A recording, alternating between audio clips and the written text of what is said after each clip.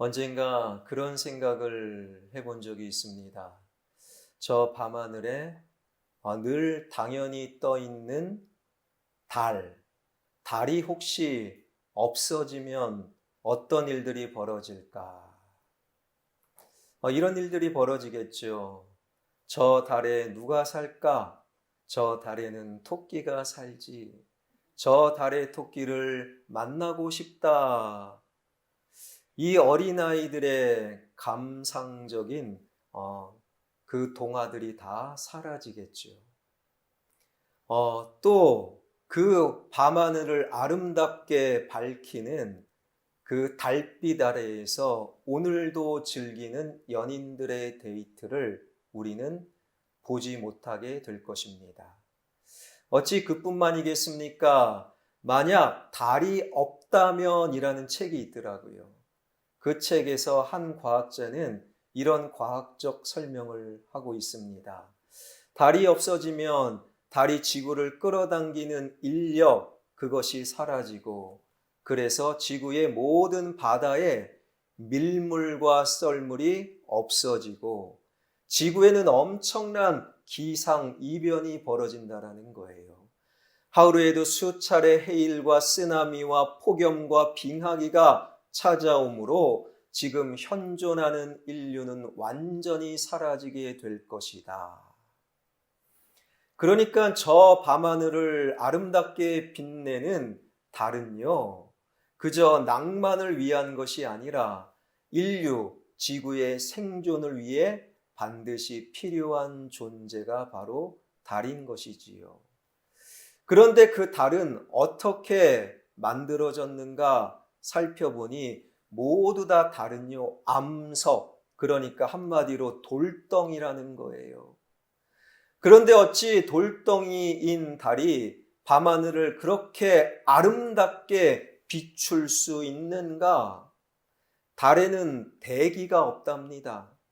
대기가 없으니 더 많은 태양의 빛을 받아들이고, 더 많은 태양빛을 받아들이니 더 많은 태양빛을 반사하기 때문에 밤하늘에 그리도 아름답게 환하게 달은 지금도 비추고 있다라는 거예요. 그러니까 태양은 스스로 빛을 발하는 것이고 달은 그 태양빛을 받아들여 그것을 반사하는 것이라는 거예요. 이러한 달을 잠시 묵상해 보면요, 이 달은요, 우리 신앙을 참 잘 설명하고 있는 것 같아요. 스스로 존재하는 하나님이 태양이라면 우리 성도는 하나님의 빛, 하나님의 은혜와 말씀의 빛을 다 받아들여 그 빛만을 삶의 현장에서 반사하는 영적인 달, 이것이 바로 저와 여러분, 우리의 모습이 되어야 합니다. 오늘 본문의 이야기, 그 이야기 속으로 들어가 보면요, 오늘 본문은 우리가 익히 잘 알고 있는 비유의 말씀, 흔히 말하기를 바리새인과 세리의 기도다라고 부르지요. 그러니까 바리새인과 세리가 기도하고 있는 장면이 기록되어 있으니 이것은 기도를 가르치는 거다, 그리 오해하여 기도를 설교할 때 이 본문을 인용하거나 아예 본문으로 삼는 경우가 많다라는 거예요. 그러나 오늘 본문의 비유의 말씀은 결코 기도를 가르치는 것이 아닙니다. 오늘 성경에 보니 이 비유의 말씀의 목적을 아주 명확하게 이렇게 소개하고 있는데 바로 9절 말씀이에요. 9절, 또 자기를 의롭다고 믿고 다른 사람을 멸시하는 자들에게 이 비유로 말씀하시되, 이 본문을 기도로 설교하는 것은 오해라는 거예요. 오늘 본문의 말씀은 기도를 가르치는 것이 아니라 성경이 증언하는 바 자기를 의롭다고 믿고 그리고 동시에 다른 사람을 멸시하는 자들을 가르치시고 그러면 안 돼 새롭게 변화시키기 위한 주님의 말씀이라는 거예요. 그러면서 주님께서 비유로 말씀하시며 두 사람을 등장시키는데 전혀 대조적인 한 사람 바리새인과 바로 세리가 등장합니다. 그렇게 등장한 두 사람이 무엇을 하고 있습니까? 이어지는 10절을 보니 두 사람이 기도하러 성전에 올라가니 하나는 바리새인이요 하나는 세리라. 그러니까 바리새인과 세리가 모두 기도하고 있었더라. 이 기도의 모습을 통해 자기가 의롭다고 믿고 다른 사람을 멸시하는 자들을 가르치시기 위한 말씀이라는 거예요. 말씀 속으로 들어가 보니 바리새인도 세리도 기도하는데 두 사람이 그래도 공통점이 있는 거예요. 성경을 나중에 쭉 확인하면서 읽어보니 공통점이 무엇입니까? 바로 성전에 올라가 같은 장소에 같은 시간에 기도하고 있는 거예요. 여러분, 우리가 같은 장소에 같은 시간에 예배드리고 있지만 여기에는 바리새인이 있고 여기에는 세리가 있다. 이것을 우리는 깨달아 알아야겠지요. 또 다른 공통점은 무엇입니까? 바로 바리새인도 세리도 기도를 시작하면서 같은 하나님을 외치고 있는 거예요. 그리고 모두 다 서서 기도하고 있더라. 예배하는 우리는 다른 신에게 예배드리는 게 아닙니다. 같은 하나님을 예배하고 있으면서도 여기에는 바리새인이 있고 세리가 있다. 그런데 결정적으로 그들의 기도가 다른 모습이 있는데 먼저 바리새인의 기도입니다. 11절 12절이지요. 바리새인이 서서 따로 기도하여 이르되 하나님이여 나는 다른 사람들 곧 토색, 불의, 간음을 하는 자들과 같지 아니하고 이 세리와도 같지 아니함을 감사하나이다. 나는 일해에 2번씩 금식하고 또 소득의 11조를 드리나이다 하고 이 바리새인의 그 기도 소리, 그 기도 소리에서 우리가 두 가지를 짚고 넘어갈 필요가 있어요. 나는 일해에 즉 일주일에 2번씩 금식 기도합니다.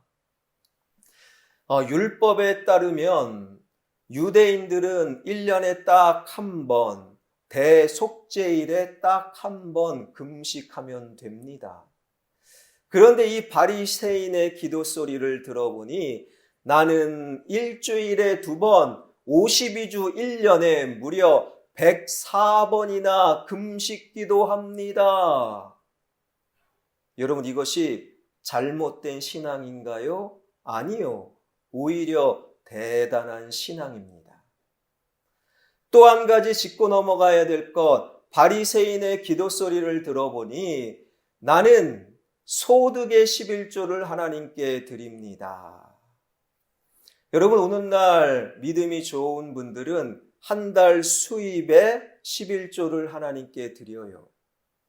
그런데 이 소득의라고 번역된 이 헬라어가 자기가 가지고 있는 모든 재산이라는 의미예요. 그러니까 이 바리새인은요, 수입의 11조가 아니라 자기가 가지고 있는 모든 재산의 10분의 1을 하나님께 드렸다. 여러분, 그렇게 못하는 것이 어려운 것이고 당연한 것이고 여러분, 이렇게 하는 것은 진심으로 대단한 일인 거예요. 사실 11절, 12절 이 기도 소리에서 바리새인을 싹 지우고 이 말씀을 읽어본다면 이 기도는요, 잘못된 기도가 아니에요. 오히려 대단한 기도, 여기에 목사의 이름, 장로, 권사, 집사님들의 이름을 집어넣어 이것을 다시금 읽어보면 우리 목사님, 장로님, 집사님, 권사님, 우리 성도님들은 불의한 자가 아니요, 탐욕적인 사람이 아니요, 성적으로 깨끗한 사람이요, 세리처럼 매국노가 아니요, 우리 그분들은 일주일에 2번씩 금식 기도하며 소득의 11조를 하나님께 드리는 신실한 믿음의 사람입니다 라고 읽혀지는 거예요. 물론 한 가지 우리가 마음에 걸리는 부분이 있다면 비교급, 신앙을 비교하고 있다. 그러니까 나는 누구와 같지 아니하고 나는 세리와 같지 아니하니 감사합니다. 이것이 좀 마음이 쓰여요. 그러나 이러한 기도의 패턴은 당시 유대인들이 일반적으로 드려졌던 기도의 패턴이요. 이러한 비교급의 신앙 고백은 성경에도 굉장히 많이 발견되는 바로 모습이라는 거예요. 한 가지 살펴봅니다. 시편 1편 1절 그 위대한 말씀에 대한 이 고백 속에서도 비교급을 발견하게 됩니다. 복 있는 사람은 악인들의 꾀를 따르지 아니하며 죄인들의 길에 서지 아니하며 오만한 자들의 자리에 앉지 아니하고. 비교급이잖아요. 나는 복 있는 사람입니다. 그래서 나는 악인과 죄인과 오만한 자들과 절대 같지 않습니다. 여러분, 성경에는 비교급의 신앙 고백이 얼마나 많은지요. 바리새인의 기도와 전혀 다르지 않다라는 거예요. 여기서 잠시 머물러 바리새인에 대한 지나친 오해를 좀 생각해 보면요. 여러분, 원래 바리새인의 출발은 당시 하나님을 믿노라라고 말하면서도 믿지 않는 자들과 전혀 구별되지 않는 말과 판단과 행동을 하는 그러한 시대에 우리는 세상과는 달라 구별된 삶을 살 거야, 하나님 말씀으로 돌아가자, 특별히 율법을 철저히 지키려는 운동에 바로 바리새인의 출발이라는 거예요. 그러니까 원래 바리새인은요, 구별되었다라는 의미라는 거예요. 하나님을 믿는 자들이 세상과 구별된 그것은 자연스럽게 모든 성도들이 따라가야 될 삶 아닙니까? 게다가 바리새인들이 금과 옥조로 중요하게 여기는 율법에 대한 오해도 우리는 걷어내야 돼요. 그냥 율법과 율법주의를 구분하지 못하는 분들이 있어요. 여러분, 율법은 이상한 말이 아니라 하나님의 말씀을 기초로 합니다. 하나님의 말씀인 거예요. 게다가 유대인 바리새인들 입장에서 율법은요, 유대교 안에서 지키는 종교법이 아니에요. 유대인들에게 율법은 실전법입니다. 그러니까 우리나라 대한민국 사람들이 대한민국 헌법을 지키듯 유대인들은 율법을 종교법이 아니라 실전법으로 지키는 거예요. 여러분, 우리가 이렇게 건널목에 있는데 빨간불에 누군가가 건널목을 건넌다면 정상적인 분은 어떻게 하겠습니까? 지금 빨간불이에요. 건너면 안 됩니다. 파란불에 같이 건너십시다. 그 사람을 말려야 되는 거예요. 바리새인이 율법을 지킨다라는 것은 바로 그러한 의미가 있는 거예요. 바리새인은 하나님을 잘 믿었어요. 삶의 현장에서 하나님의 말씀 율법을 철저히 지켰습니다. 그들의 법률을 지켰던, 그래서 하나님 앞에 자신 있는 거예요. 하나님 앞에 당당한 겁니다. 그리고 그런 기도를 지금 하나님께 드리고 있는 바리새인. 그 바리새인의 기도는 전혀 문제가 없어 보입니다. 반면에 세리의 기도는 어떻습니까? 13절입니다. 13절 세리의 기도 다 함께 읽어보겠습니다. 세리는 멀리 서서 감히 눈을 들어 하늘을 쳐다보지도 못하고 다만 가슴을 치며 이르되 하나님이여 불쌍히 여기소서 나는 죄인으로소이다 하였느니라. 여러분, 우리는 세리의 정체를 알고 있지요. 세리가 예수님께서 무조건 세리의 편을 드는 것이 아닙니다. 세리의 정체는 당시 로마 당국이 식민 지역에 세금 징수원, 즉 세리들을 세웁니다. 그리고 정한 세금의 액수를 로마 당국이 걷어가고 나머지 남는 세금은 다 세리의 것이 됨을 우리는 이미 알고 있잖아요. 그러니까 당시 세리들은 온갖 수단과 방법을 동원해서 세금을 더 걷어내려고 혈안이 되었어요. 국가를 위해 세금을 더 내는 것이 걷어들이는 것이 아니라 자신의 배를 채우기 위해, 그래서 동족의 피를 빨아먹는 매국노, 짐승보다 못한 인간, 정말로 못된 인간이 세리라는 거예요. 그런 세리의 편을 무조건 드신다면 이 나라의 정의와 공의는 어디로 흘러가겠습니까? 세리의 편을 무조건 드시는 것이 아니다라는 거예요. 여러분, 그런 세리인지라 감히 하나님을 바라볼 수 없는 거예요. 차마 성전 앞으로 깊이 들어오지 못하는 것입니다. 멀리 서서 그냥 기도 못합니다. 가슴을 치며 기도할 수밖에 없는 세리의 형편. 이런 바리새인과 세리의 모습을 잘 나타내는 그림 한 장이 있어요. 보여주시고, 이러한 모습이에요. 여러분, 누가 세리며 누가 바리새인입니까? 세리가 겸손하다, 그렇게 보면 곤란해요. 세리는 원래 저럴 수밖에 없는 인간이에요. 여러분, 바리새인이 누구겠습니까? 나는 탐욕스럽지 않습니다. 나는 불의하지 않습니다. 나는 성적으로 깨끗합니다. 나는 매국노가 아닙니다. 나는 일주일에 2번 금식하는 신실한 자입니다. 나는 소득의 11조를 하나님께 드리는, 하나님 앞에 열심히 신앙생활은 자입니다. 그래서 주님 앞에 자신 있게 당당하게 기도하는 저 흰옷 입은 사람이 바리새인 아니겠습니까? 세리는 어떻습니까? 기도하는 자리에 쑥 못 들어와요. 그저 너무 부끄러워서 발 하나 올리는 정도. 가슴을 칩니다. 스스로 설 수 없어요. 그래서 기둥에 기대어 있는 저 사람이 세리 아니겠습니까?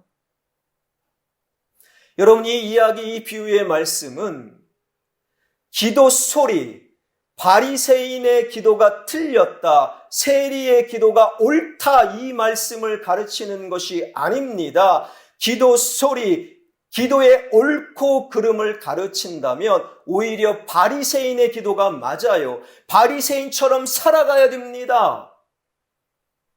그러나 그런 기도를 가르치는 것이 아니지요. 그 삶에 드러나는 겉모습, 기도의 소리, 들려오는, 보여지는 예배의 모습을 가르치는 것이 아니라는 거예요. 그래서 주님의 평가, 주님이 내리시는 결론은 바로 이것입니다. 14절 다 한번 읽겠습니다.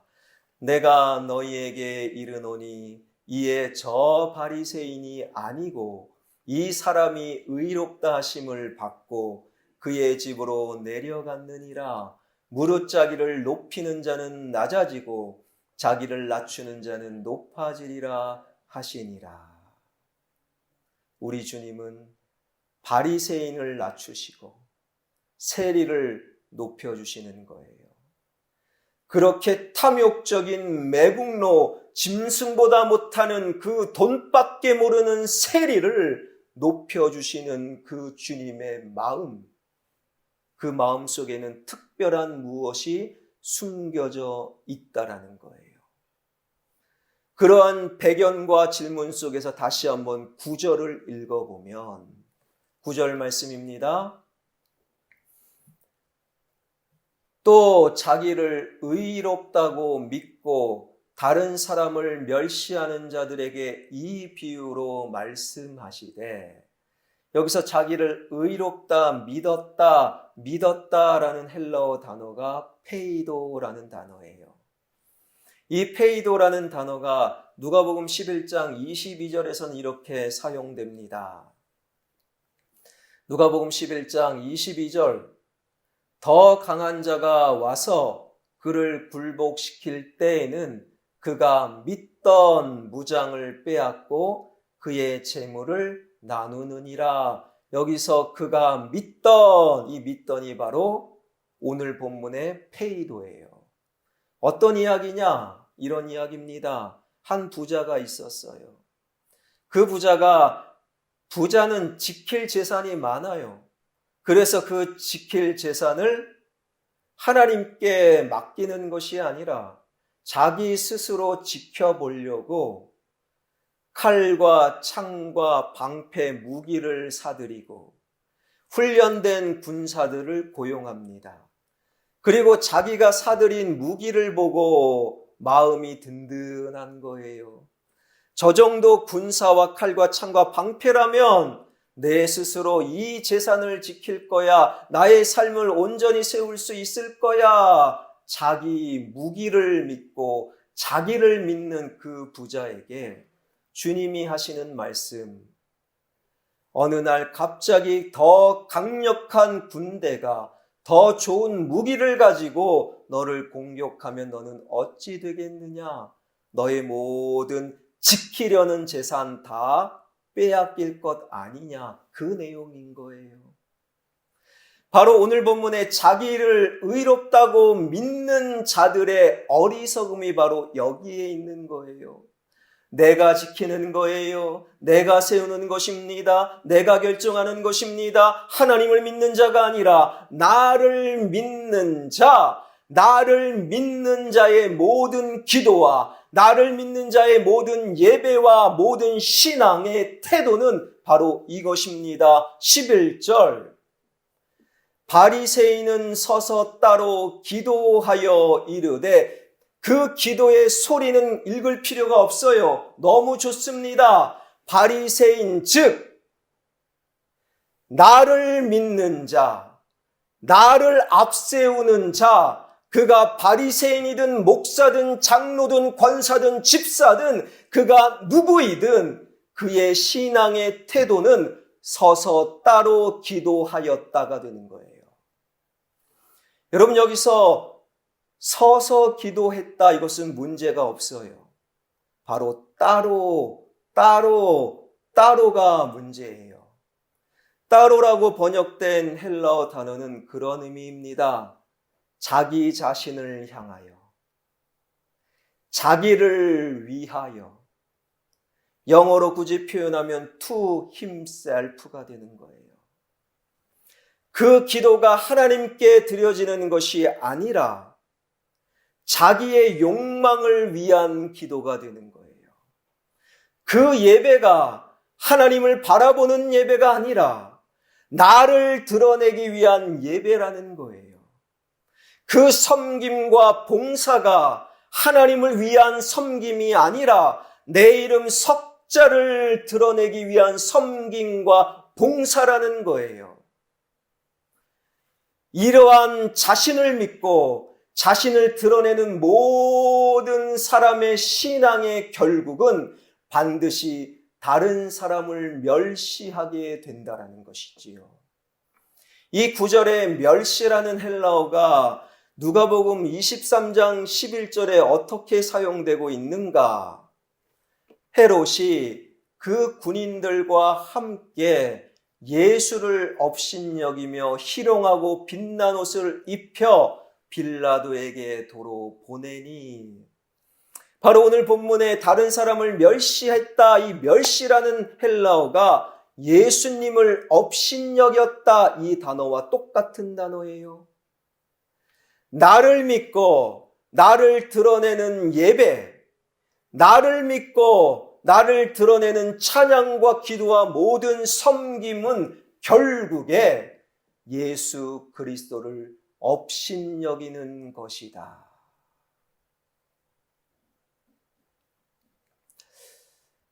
여러분, 제가 아무리 이해하려고 해도 지금까지, 아니 제가 죽는 그 순간까지 이해가 안 되는 몇 장면이 있는데요. 그 중에 하나가 총회와 노예의 예배 모임이에요. 여러분, 총회와 노예는 필요합니다. 그런데 그 속에는 하나님이 정말 살아계신가 그럴 때가 많아요. 총회에서 노예에서 우리도 여러 번 경험했을 것입니다. 예배를 집례할 때, 여러분 예배를 집례할 때 예배 인도자, 대표 기도하시는 분, 설교자 한 그저 세 분만 앞에 서면 됩니다. 그 서는 자들은 늘 조심스러운 거예요. 혹시 내가 예배 가운데 드러날까 봐. 그런데 노예나 총회에서 한결같이 드려지는 예배는 앞에 서는 분들이 너무 많아요. 인도자 따로, 기도자 따로, 찬양하는 자 따로, 말씀하는 자 따로, 말씀 기도하는 자 따로, 봉헌 기도, 최소 10명씩 서요. 누구를 예배 가운데 드러내고 계십니까? 그러한 예배 가운데 하나님은 살아계십니까? 그 사람이 바리새인이 아니라 총회의 지도자, 목사, 장로입니다. 그런데 누구를 지금 믿고 계십니까? 누구를 드러내고 계십니까? 하나님을 믿고 하나님을 드러내라. 오늘 비유의 말씀은 바로 그 이야기라는 거예요. 나를 믿는 것이 아니라 정말로 주님을 믿어야 돼요. 나를 드러내는 것이 아니라 정말로 주님을 드러내야 되는 거예요. 내 스스로 빛을 발하는 태양이 되려 하지 말고 하나님의 은혜, 말씀의 빛을 받고 그 빛을 드러내는 달이 되어야 한다라는 것이지요. 여러분의 기도와 여러분의 예배와 여러분의 월요일부터 토요일까지는 과연 하나님 살아계십니까? 이 진리를 깊이 깨달은 C.S. 루이스는 그의 책 순전한 기독교라는 책에서 이런 말을 하고 있습니다. 온실의 창 자체가 밝아서 햇빛을 끌어당기는 것이 아니라 햇빛이 먼저 창을 비추었기 때문에 온실의 창이 밝게 빛나는 것이다. 여러분, 그 태양 아래 창가가 빛나기 때문에 그 창 자체가 괜찮아서 너 괜찮네 하고 태양이 비추는 것이 아니지요. 창은 빛나는 게 아니에요. 스스로 빛을 발할 수 없습니다. 태양빛이 비춰지니 비로소 창은 밝게 빛나는 것이지요. 사랑하는 성도 여러분, 설교 이렇게 힘있게 하는 목사인 제가 믿을 만해서 이 자리에 서는 것이 결코 아닙니다. 여러분 또한 여러분이 그래도 신앙생활 잘하고 계시기에 내 신앙 괜찮으니 이런 예배를 드릴 수 있는 특권이 주어진 것 또한 아닙니다. 우리 삶에 희망이 있기 때문에, 나에게 가능성이 있기 때문에 또다시 살아계신 하나님 말씀 들려주시는 것 결코 아닙니다. 나를 비롯해 우리 모두는 믿을 만한 존재가 아니지요. 여러분, 우리 신앙은 하나님 앞에 정직히 평가한다면 하나님 보시기에 엉망일 수 있어요. 우리에게는 희망이 없습니다. 우리의 생각과 말과 우리의 결정과 행동은 항시 예수 그리스도를 업신여기는 결과물을 만들어낼 뿐입니다.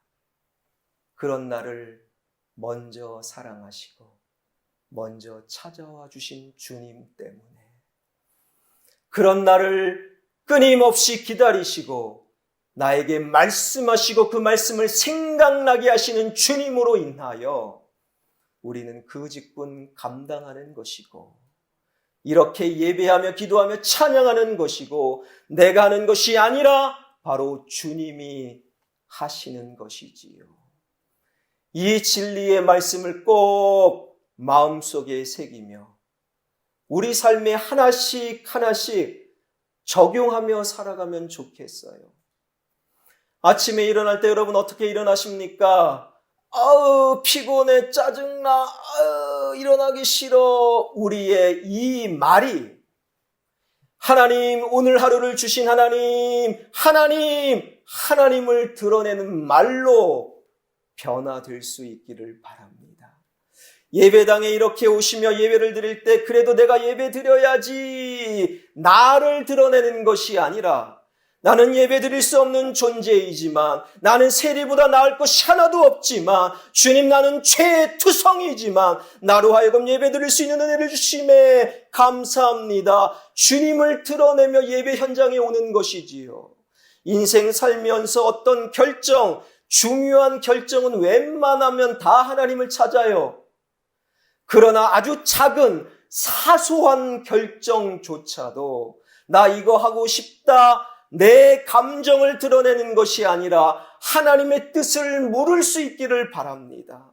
어떤 스트레스, 어떤 속상한 상황, 저 인간이 너무 미울 수 있어요. 미움이라는 감정 당연할 수 있습니다. 그런데 그 사람 미워, 그 감정으로 끝내는 것이 아니라 하나님, 나 저 사람 미워요. 너무 미워요.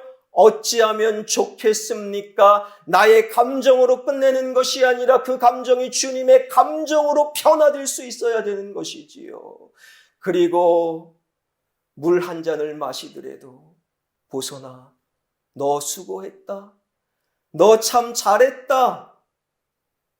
이전에 하나님, 나에게 물을 마실 수 있는 식욕과 수고의 땀을 주신 하나님, 그 하나님을 먼저 생각하는 우리의 일상생활, 월요일부터 토요일까지 하나님을 드러내고 주님을 찾고 진정으로 주님을 믿는 우리의 기도와 우리의 예배와 우리의 봉사와 섬김이 될 때 우리의 신앙생활 가운데 살아 역사하시는 하나님을 발견하게 될 것입니다. 이 말씀 마음속에 새기며 오늘 하루를 아름답게 살아가는, 주님의 은혜의 빛을 받아 그 빛을 나의 삶의 현장에서 드러내는 저와 여러분, 우리 모두가 되길 주님의 이름으로 축원합니다.